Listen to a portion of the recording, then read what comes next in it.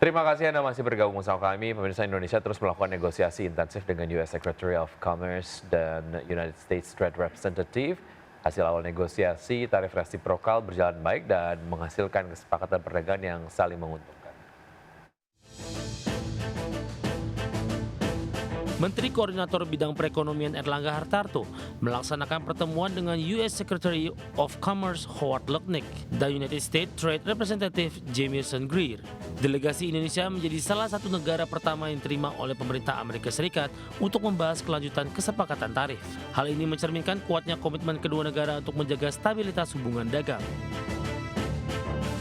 Dalam pertemuan tersebut, Menko Erlangga menyampaikan apresiasi atas proses negosiasi yang selama ini berjalan konstruktif dengan pihak Amerika Serikat.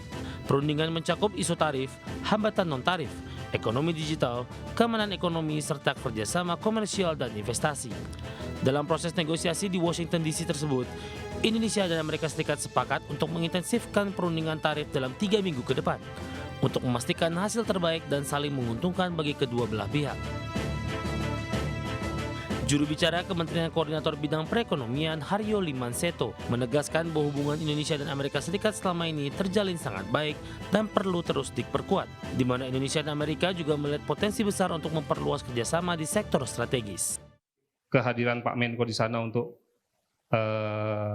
bertemu dengan pihak-pihak yang selama ini bernegosiasi itu merupakan respon dari pemerintah Indonesia terhadap surat yang disampaikan pemerintah AS kepada pemerintah Indonesia. Karena dari surat tersebut kami melihat masih tersedia ruang untuk merespon. Dan dijadwalkan juga baru dimulai tanggal 1 Agustus. Jadi pemerintah Indonesia dalam hal ini akan mengoptimalkan kesempatan yang tersedia demi kepentingan nasional ke depan. Selanjutnya, Indonesia akan melanjutkan negosiasi dengan Amerika dengan itikat baik dan memastikan bahwa kerjasama yang terjalin mampu memberikan manfaat yang nyata bagi kedua negara. Dari Jakarta, Tim Liputan ADX Channel.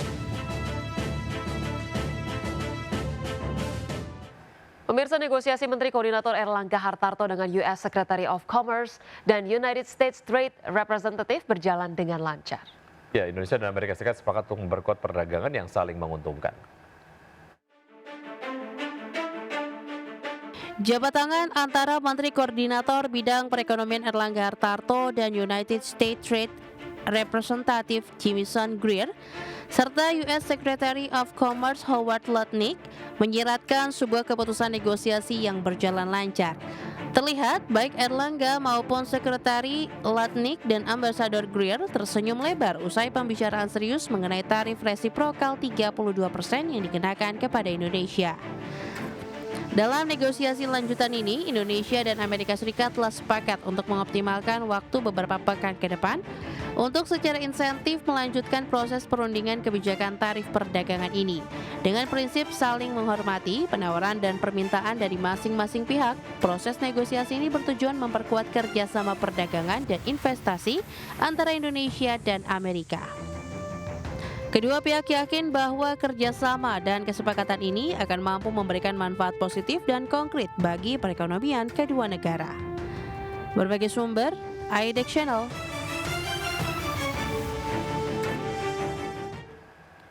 Ya, pemberlakuan tarif resiprokal 32% dari Presiden Donald Trump memang cukup memberatkan bagi industri dalam negeri, khususnya industri yang berorientasi ekspor. Ya, untuk itu upaya negosiasi yang dipimpin Menko Perekonomian Erlangga Hartarto harus menghasilkan kesepakatan yang menguntungkan bagi perdagangan Indonesia.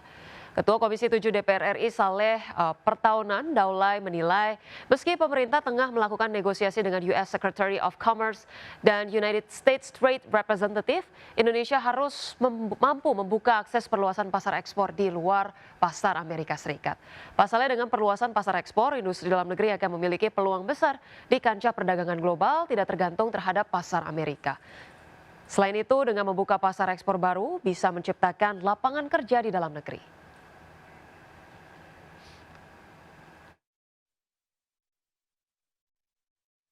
Memang ada beberapa produk yang dibuat di Indonesia. Itu diperdagangkan di luar negeri, ya, terutama salah satunya adalah ke Amerika.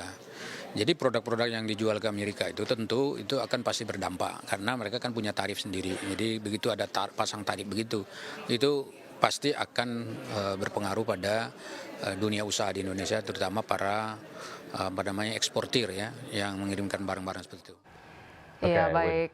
Wiki dan juga pemirsa, kita akan terlebih dahulu melihat bagaimana update perdagangan di pasar modal pada pagi hari ini setelah IHSG menembus 7 ribuan. Tadi dikatakan oleh di talk show gitu ya, oleh Mbak Sulis, proyeksinya akan sangat positif untuk hari ini. Kita akan lihat terlebih dahulu di layar televisi ya, sejauh ini IHSG sudah bergerak, penguatannya seperti apa. Nah, ini IHSG tampak menguat 0,49% ke 7.040-an ya. Dan kemudian ada top gainers di sini, ada BMRI, kemudian juga IOTF, WIFI, PTRO, kemudian juga ada Pesat, BRPT, Cuan, Cek, Meri juga masih memimpin. Ini ada ADRO, ya, dan kemudian juga top losers di sini ada ASPR, PMUI, ERA, HUMI, NICE, kemudian Film, MAPA, DOH, dan juga Gotoh. Baik, pergerakan sektoral, sektor infrastruktur sejauh ini memimpin penguatan dengan penguatan 1,82%, disusul oleh basic industries, kemudian juga sektor keuangan. Kemarin juga menjadi salah satu sektor yang memimpin penguatan di penutupan IHSG di sesi 2. Kemudian ada sektor kesehatan dan juga teknologi dan juga cyclic yang mengalami pelemahan sejauh ini dengan sektor cyclical yang melemah paling signifikan.